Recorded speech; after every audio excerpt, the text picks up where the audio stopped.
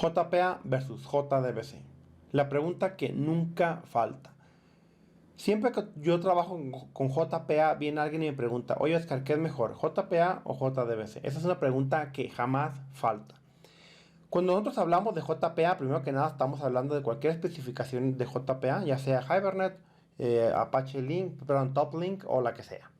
Cuando hablamos de JDBC, pues hablamos del API, digamos, estándar de Java para la conexión a la base de datos, que puede ser implementada por cualquier driver. En este punto, asumo que tú ya conoces JDBC, pero si no, bueno, te cuento un poquito solamente para que entrar en contexto. Y es que JDBC es como el API estándar, o digamos, de bajo nivel que tiene Java para conectarnos a la base de datos, ¿no? JDBC básicamente lo que significa es Java Database Connector, ¿no? Y básicamente lo que nos permite es, digamos, mediante ciertas librerías estándar, pues conectarnos a la base de datos, pero de forma nativa. Entonces, bueno, mucha de la gente que conoce JPA y que conoce JDBC siempre me vienen y me preguntan, oye, ¿qué es mejor utilizar JPA o utilizar JDBC? Entonces, previo a iniciar este curso y ver todas las ventajas que tiene JPA, es importante distinguir la diferencia entre estas dos tecnologías para luego no tener esa duda de que cuál es mejor, ¿no? Entonces vamos a hacer un pequeño análisis de qué es cada uno, ¿no? Lo primero que debemos de entender es que JPA abstrae a JDBC. Esto es clave porque lo que hace JPA es darnos un API de más alto nivel que por debajo utiliza JDBC. Entonces, creo que ya más o menos estamos agarrando el rollo. Entonces, quiero que vean el siguiente diagrama. Es lo que ustedes ven acá arriba. Es una app, digamos que la app que estamos desarrollando nosotros, y que luego implementa o utiliza JPA. Ante la aplicación, lo único que conoce la aplicación es JPA.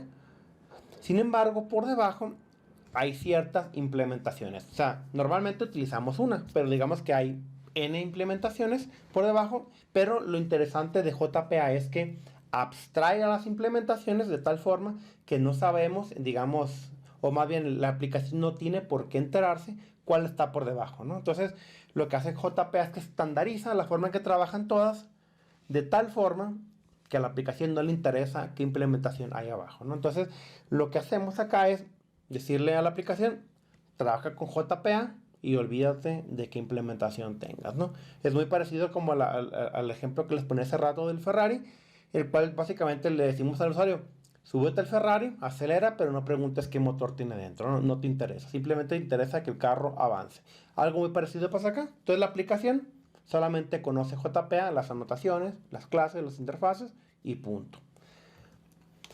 Y abajo de todo esto, fíjense que los proveedores, ahora sí, los que implementan JPA, que es lo que hacen el core, el motor, ellos internamente utilizan JDBC. Entonces ellos sí, fíjense cómo para lograr la conexión a la base de datos, para insertar, para actualizar, para todo lo que sea, utilizan JDBC. Entonces, lo que nos dice esto es primero que nada que, bueno, que la velocidad de JPA estará siempre relacionado con la velocidad de JDBC. Entonces, en este sentido, pues yo creo que estamos agarrando el rollo en que JDBC es más rápido a ser de más bajo nivel y que JPA, el máximo rendimiento que podría obtener es igualar a JDBC, aunque en la práctica vamos a ver que eso es imposible, ¿no?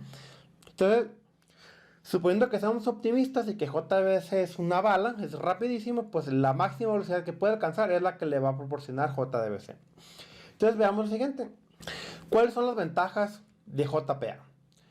Bueno, nos permite primero que nada desarrollar mucho más rápido. Eso es indiscutible. Yo creo que es la ventaja más importante de JPA.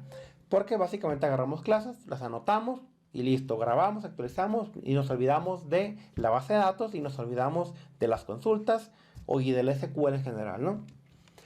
Luego, la otra ventaja es que ya trabajamos solamente con entidades. Ya no tenemos que preocupar por una base de datos. Simplemente tenemos objetos, tenemos entidades que las instanciamos, las hacemos objetos y estos objetos, bueno, cada instancia de una clase se convierte en una tupla y cada propiedad de esa instancia se convierte en una columna. Entonces, lo que hace es que las aplicaciones ya no se preocupen por la base de datos, ni por las tablas, ni las columnas. Simplemente es objetos.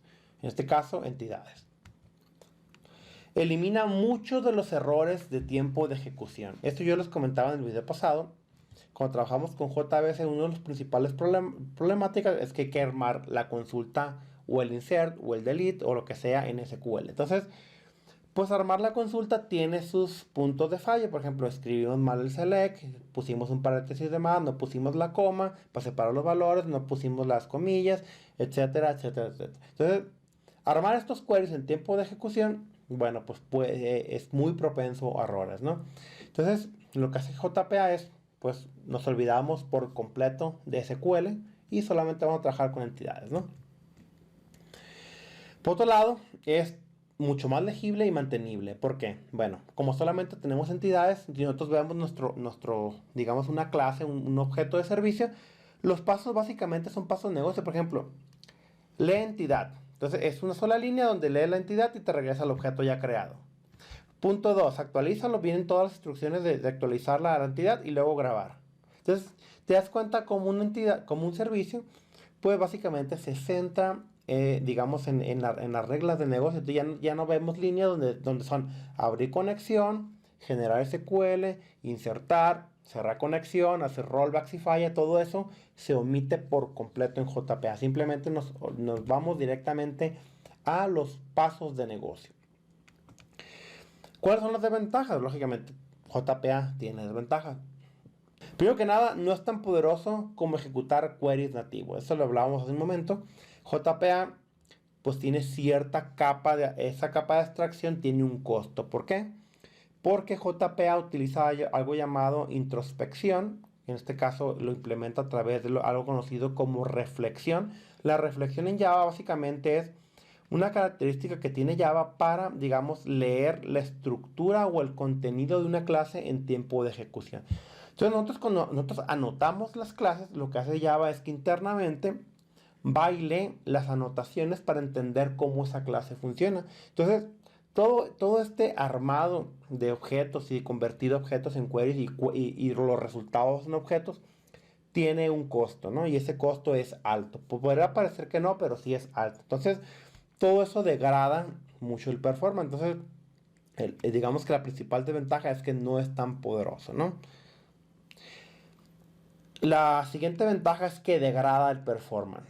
Utilizar un query nativo, básicamente pues, le estamos lanzando la instrucción tal cual la queremos y nos regresa exactamente lo que le estamos pidiendo.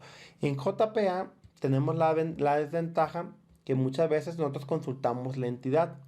Y consultar la entidad implica consultar todos los campos y a veces con sus relaciones. Entonces, JPA, si no se tunea así perfectamente, pues puede tener un degrade de performance muy alto, ¿no? Entonces hay que tener mucho cuidado cuando trabajamos con JPA de cuidar cómo estamos consultando la información. Entonces, aunque lo hagamos de la forma, digamos, más óptima, siempre va a ser un desgaste mayor para, digamos, para el procesador y para todo y la memoria, porque hay más cosas que analizar antes de lanzar un query y después de recuperar los datos, ¿no? Entonces, el performance es uno de los puntos más importantes a tomar en cuenta, ¿no? Bueno, lógicamente requiere una curva de aprendizaje si es que tú vienes de JDBC y bueno, vas a pasar a JPA, bueno, tiene su curva de aprendizaje. Lógicamente ya una vez que lo dominas, pues ya jamás quieres volver a JDBC, pero bueno, esa es otra historia, ¿no? Vamos a analizar ahora sí JDBC. Lo primero que ofrece, que ya lo hablamos, es un performance superior a JPA. JDBC, pues al tirarle tú con la consulta exacta que quieres, pues bueno, estamos omitiendo traernos datos, información de más, actualizar cosas de más, lo que sea, ¿no? Entonces, JDBC es una instrucción exacta a lo que estamos pidiendo, ¿no? Por otro lado, JDBC permite explotar al máximo las características nativas de cada base de datos. Nosotros al tirarle queries nativos, tenemos la posibilidad de utilizar instrucciones que son nativas de cada base de datos. Por ejemplo, nosotros sabemos que existen diferentes lenguajes para base de datos. Por ejemplo, tenemos el Transact SQL, que es para SQL Server. Tenemos PLSQL para Oracle y así para cada base de datos. Entonces, cada base de datos implementa su propio lenguaje. Si bien todos parten del mismo estándar que es SQL 98, creo que no estoy equivocando de número, El SQL 98 es como que la base o el estándar sobre los cuales muchos de los digamos, lenguajes SQL se basan. Entonces, todos tienen esa base. Entonces, esa base lo que dice es cómo hacer un insert, cómo hacer un update, cómo hacer un delete, ¿no?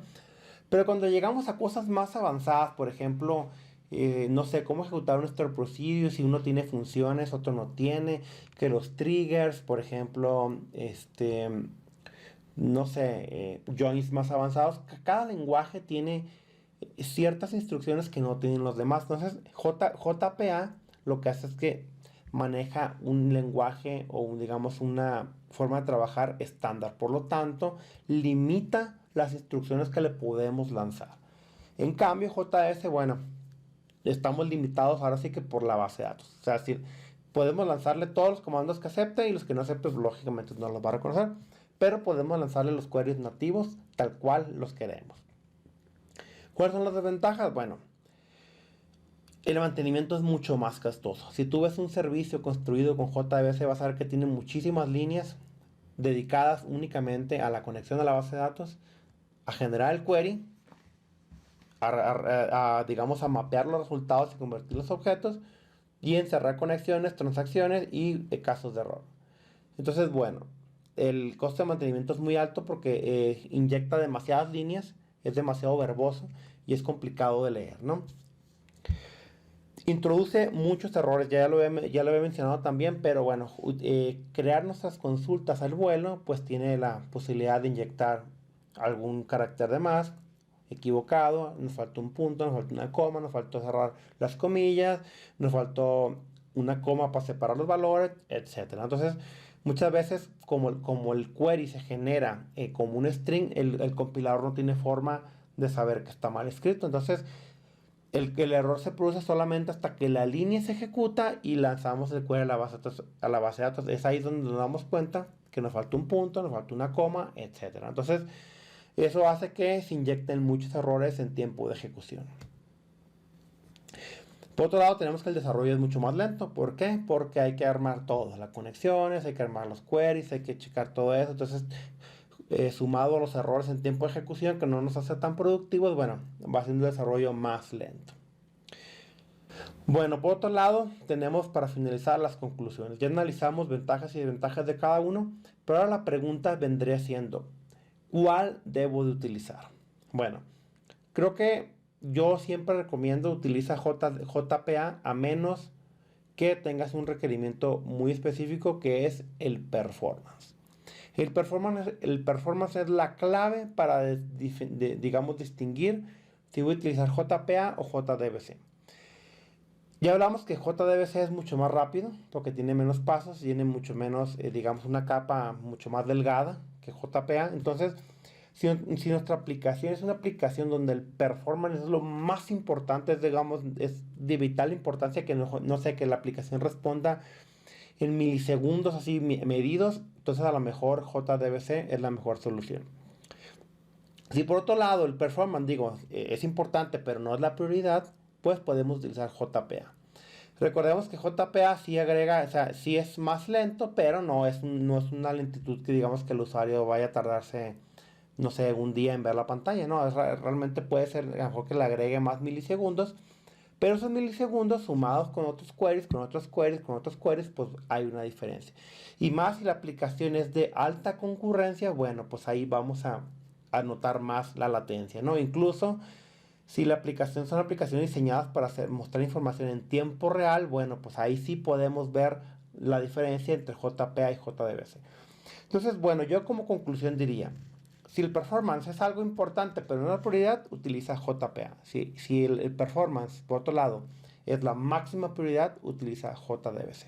Al final, recuerda que digamos que el performance que perdemos por utilizar JPA lo compensa con productividad. Y es donde está la clave. La productividad es lo que estamos buscando con JPA, desarrollar rápido, sin errores de tiempo de ejecución y que tenga digamos, una lectura o una legibilidad mucho más fácil para hacer código más mantenible.